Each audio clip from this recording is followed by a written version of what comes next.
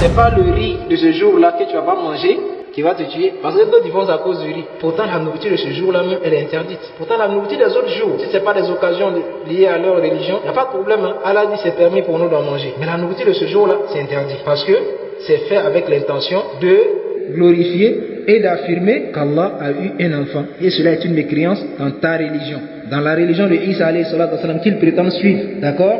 Alors ça n'a rien à voir avec l'islam. Le chef il dit ici un point qui est très important. Alors quel est donc le signe de l'amour du serviteur pour son Seigneur? Qu'est-ce qui démontre que le serviteur aime son Seigneur, Allah subhanahu wa ta'ala? C'est taqdimu mahabbihi. C'est d'énoncer les choses qu'Allah subhanahu wa ta'ala aime, wa in khalafa hawa, même si cela est contraire à ses désirs et ses passions. D'énoncer et faire ce qu'Allah subhanahu wa ta'ala aime, même si cela est contraire à tes désirs et tes passions. Il y a des personnes, ils arrivent à se contrôler eux-mêmes. Mais quand il s'agit de leur famille, leurs enfants, tu les vois da'if, ils sont faibles. Quand ces enfants veulent quelque chose qui est haram, pour l'amour de ses enfants qui portent dans son cœur, il achète cela pour eux. Il a dévancé l'amour de ses enfants sur l'amour d'Allah subhanahu wa ta'ala. Quand son épouse veut quelque chose qui est haram, au lieu de dire non, Allah n'aime pas ça, c'est haram, moi je ne peux pas l'acheter pour toi, il l'achète quand même, se basant sur ce qu'il porte dans son cœur comme amour pour celle-ci. Alors il a dévancé l'amour de celle-ci au détriment de l'amour d'Allah subhanahu wa ta'ala. Alors il faut faire très attention à cela. Alors il dit, wa bughdu, et c'est aussi détester ma yubridu rabbu, ce qu'Allah subhanahu wa ta'ala déteste. Wa in mala ilayhi hawa, même si ta passion et tes désirs penchent vers cela, tu dois le détester et faire l'effort de t'en séparer et t'en débarrasser. Voyez, cela est un signe qui montre que le serviteur aime son Seigneur. En plus de cela, wa muwalatu man wala Allah, et s'allier à celui que Allah a pris pour allier. Aimer, s'allier à ceux qui sont les alliés d'Allah, ceux qui aiment Allah. Wa rasulahu, et ceux qui sont alliés de son prophète sallallahu alayhi wa sallam. Wa mu'adatu, et aussi détester, parce que sans ça, ça ne peut pas aller. Hein. Il y a des musulmans qui disent, moi je peux aimer ce qu'Allah aime, mais je ne peux pas détester ce qu'Allah déteste. Moi je ne vais pas détester quelqu'un. Hein? Lui, son islam, c'est un islam qui est un pied. Hein, ça n'a pas deux pieds. D'accord? Tu aimes ce qu'Allah aime, tu détestes ce qu'Allah déteste. Enfin, c'est les deux qui vont ensemble. Tu aimes ce que Allah aime, tu dois aussi détester ce que Allah déteste. Et c'est le lieu de se rappeler, surtout en cette époque-là, où on approche grandiosement, vers la fin des fêtes d'année. C'est là que tu vas maintenant voir des musulmans qui vont délaisser les principes fondamentaux de leur religion pour plaire à des personnes. D'accord?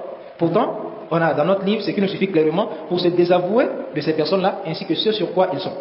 Mais ils vont dire non, pour le bon vivre ensemble, pour la fraternité humaine, voilà, je vais cohabiter avec eux, je vais les saluer, dire bonne fête de Noël, bonne fête de janvier, ainsi de suite. Pourtant, ces fêtes-là sont axées sur des croyances idolâtres. D'accord? Pourtant, nous, on a été ordonnés de mécroire en cela. Et toi, tu vas féliciter quelqu'un pour cela. Quelqu'un qui a insulté Allah. C'est ce qui est venu dans Sahih Bukhari. Allah dit, le fils d'Adam m'insulte. Et son injure envers moi, c'est de m'attribuer un enfant. Toi, tu n'es pas d'accord avec ça, toi le musulman. Tu n'es pas d'accord que Isa alayhi salatu wassalam est le fils d'Allah, n'est-ce pas? Mais tu as quoi aller féliciter ces personnes-là pour cet acte-là? Le jour même, ils ont choisi pour forger ce mensonge, cette calomnie sur Allah subhanahu wa ta'ala, que c'est ce jour-là, Allah, son fils il est né, subhanallah, toi tu vas les féliciter pour cela. La question qu'on se pose ici, c'est quoi? Allah dit, il a insulté lui. On est d'accord? Si ton voisin, celui qui est d'accord avec cette croyance-là, il avait insulté toi, ton père, hein? Tu allais le féliciter? Là. Mais est-ce que ton père il est plus important qu'Allah? Subhanallah. Mais tu trouves des musulmans qui s'en foutent de tout ça. Ils font ces choses-là. Et quand on les réprimande, ils disent non, vous êtes trop dur. Non, c'est vous qui êtes trop laxiste. Vous voyez, délaisser les principes de votre religion. Ce n'est pas la vérité. La vérité, elle est toujours dans le juste milieu. Mais c'est le fait que les gens ont été laxistes, ont délaissé certains fondements de leur religion. Alors, si tu leur rappelles la vérité, ils trouvent que tu es dur. D'accord? C'est ça en fait la réalité. Alors le musulman doit faire l'effort de s'écarter de ces choses-là. Nous avons nos fêtes qui sont amplement bénies et grandioses. Ce qui peut nous suffire pour se détacher de ces choses-là. Ce n'est pas le riz de ce jour-là que tu vas pas manger qui va te tuer. Parce que d'autres ils font ça à cause du riz. Hein? Pourtant la nourriture de ce jour-là même elle est interdite. Pourtant la nourriture des autres jours, si ce n'est pas des occasions liées à leur religion, il n'y a pas de problème. Allah dit c'est permis pour nous d'en manger. Mais la nourriture de ce jour-là c'est interdit. Parce que c'est fait avec l'intention de glorifier et d'affirmer qu'Allah a eu un enfant. Et cela est une mécréance dans ta religion. Dans la religion de Isa alayhi salatu wassalam qu'il prétend suivre. D'accord? Alors ça n'a rien à voir avec l'islam. Les musulmans doivent savoir faire la part des choses. Le vivre ensemble ne veut pas dire qu'il faut accepter tout ce sur quoi il est. D'accord? Il y a des limites. L'islam ne te dit pas d'aller tomber sur lui pour lui faire du tort, le frapper, prendre ses droits. Abadan, l'islam t'interdit cela. Le saluer, l'islam ne t'interdit pas cela. Mais quand tu es musulman, il faut savoir t'affirmer. Avant même que ce jour arrive, dis à ton voisin, s'il fait partie de ces gens-là, le jour-là, ne me donne pas à manger. D'accord? Parce que c'est votre religion, ça vous appartient à vous, je ne suis pas d'accord avec cela, je ne suis pas dessus, moi je ne crois pas à cela, donc je ne peux pas y participer. C'est simple. En fait, il faut lui dire la vérité. Tu trouves des gens dans les transactions financières avec n'importe qui, même parmi ses frères musulmans, il est dur. Il arrive à dire la vérité clairement. Mais pour ces choses-là, tu le trouves laxiste. Il a honte de dire à son voisin quelqu'un qui lui fasse du tort avec cette nourriture ce jour, parce que quand il va venir te présenter ça, sur le champ, ça sera difficile de refuser. Alors avant que ça arrive, fais-le comprendre que ce jour-là, pour nous, ce n'est pas permis de manger votre nourriture de ce jour. D'accord? Donc ne te fatigue même pas pour m'envoyer, je ne vais pas accepter. D'accord? C'est la solution. Parce que tu vas commencer à voir, ils vont commencer à demander des fatwas. Mais s'il m'envoie, il fait comment? Mais si tu l'avais dit que je n'allais pas prendre, il n'allait pas t'envoyer.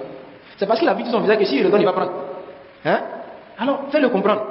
En fait, cette distinction-là, c'est ça que les gens veulent effacer en fait. La distinction qu'il y a entre les gens de la foi et les gens de l'égarement, c'est ça qu'ils veulent faire disparaître. C'est-à-dire, c'est casser le fondement de Al-Wala ou Al-Bara, hein? L'alliance et le désaveu. S'il disparaît, alors tu vas voir les gens vivre dans une cour ou dans une même communauté sans savoir qui est le croyant, qui est le mécréant. Il n'y a pas de distinction. Hein? Comme ils le disent, chacun doit respecter l'autre, on est libre de croire dans ce qu'on veut. Là, ils sont obligés de croire à ce qu'Allah subhanahu wa ta'ala veut, comme toi. Toi, tu l'as accepté, ils doivent l'accepter. Et s'ils le refusent, tu ne dois pas t'allier à eux. Et c'est quelque chose qu'on doit vraiment parler de cela. Car nous voyons aujourd'hui le danger que ça apporte. Deuxième chose qu'on peut ajouter à ça, c'est ceux qui s'ajoutent à ces personnes-là encore pour faire du bruit, gêner les gens, casser des magasins, faire du n'importe quoi. Parmi les enfants des musulmans. Et d'autres montent même jusqu'à consommer de l'alcool. Quand tu es dans le chiffre déjà, et tu vas encore aggraver encore ton cas. Troisième chose, ce sont les imams égarés et égareurs qui appellent les musulmans vers ces choses-là. Qu'ils craignent Allah subhanahu wa ta'ala. C'est interdit formellement dans notre religion de participer à ces choses-là. Alors un imam que tu vois, qui te dit, griller de la loco ce jour-là, manger, c'est un égaré, c'est un innovateur, prends garde à lui. Celui qui te dit non, c'est permis de manger, il faut manger comme tu veux. Hein? Il faut les saluer comme tu veux, félicite-les. Prends garde à lui, il va t'égarer. C'est comme si tu partais le trouver, il est en train de faire le soujoud devant la grosse croix. Et puis tu dis, félicitations mon frère, ton travail est bon. Est-ce qu'un musulman peut accepter cela? Si tu es intelligent? Abadan. Il a fait pire que cela. Il insulte Allah chaque année. Il réitère qu'Allah il a un enfant. Et que cet enfant-là, il est né le 24 décembre. D'accord? Pourtant c'est un mensonge forgé de toutes pièces. Même parmi eux, ils savent que c'est un mensonge. D'autres même les réfutent, parmi eux là-bas, ils se réfutent. Parce qu'ils savent très bien que c'est des fêtes païennes qu'ils ont transformées et ont donné aux gens de l'église. Mais ils se soutiennent sur le faux. Alors le musulman intelligent doit savoir prendre ses gardes. N'achète rien pour tes enfants. Surtout en cette période-là. Pour ne pas que l'enfant pense que cette période-là a une spécificité sur les autres périodes. C'est périodes qui font beaucoup de personnes. Quand on met les marchés de Noël, les marchés de trucs, tu les vas courir, aller là-bas acheter des cadeaux pour les enfants. Alors cela sera gravé dans la mémoire de l'enfant. Il va penser que cette période-là est une période spécifique pour quelque chose de bien spécifique. Alors tu laisses la période passer carrément. Toute l'année, tu peux acheter des cadeaux pour tes enfants. C'est pas dans cette période-là que tu vas spécifier. Ne donne à personne l'argent pour les nouveaux habits. C'est pas une fête pour nous. D'accord? Ce jour-là, ne prépare pas une nourriture qui est différente de ce que vous mangez d'habitude. Pour ne pas que tes enfants pensent qu'aujourd'hui a une mise, a une distinction sur les autres jours. C'est des règles que le musulman doit savoir garder. Vis comme si de rien n'était. Et si tu peux, réfute cela chez toi à la maison. Clarifie le jugement à tes enfants, à tes femmes. Montre-leur que ça n'a rien à voir avec notre religion. Ça ne nous regarde pas. Ils ont leur religion de mécréance, on a notre religion de foi. On ne se mêle pas à eux. C'est tout. Et si quelqu'un vient dire, mais eux, quand pour nous, ils viennent se mélanger à nous, on leur dit, eux et nous sommes tous appelés à faire ce que nous on fait là, obligatoirement. Donc s'ils viennent se mêler à nous pour faire ce qui est la vérité, alors on ne les blâme pas. Cela ne veut pas dire que nous on doit aller se mêler à eux pour faire ce qui est le faux. D'accord? C'est comme quelqu'un qui te prend dans sa voiture pour te déposer à la mosquée. Demain tu le vois, il se va de l'autre côté. Est-ce que tu le prends dans ta voiture pour le déposer? Là, lui il est obligé de venir à la mosquée. On l'a appelé, c'est lui qui a refusé. Et toi là-bas, on t'a interdit d'arriver là-bas, même lui on l'a interdit d'arriver, mais il a refusé. Donc lui il peut t'accompagner pour faire ce que toi tu fais, mais toi tu peux l'accompagner pour aller où lui s'en va. Quand on nous accorde la conformité. Alors ici, le cheikh, il dit c'est impératif. Si tu aimes Allah, tu aimes ses alliés, tu dois aussi détester pour Allah et détester ce qu'Allah subhanahu wa ta'ala déteste.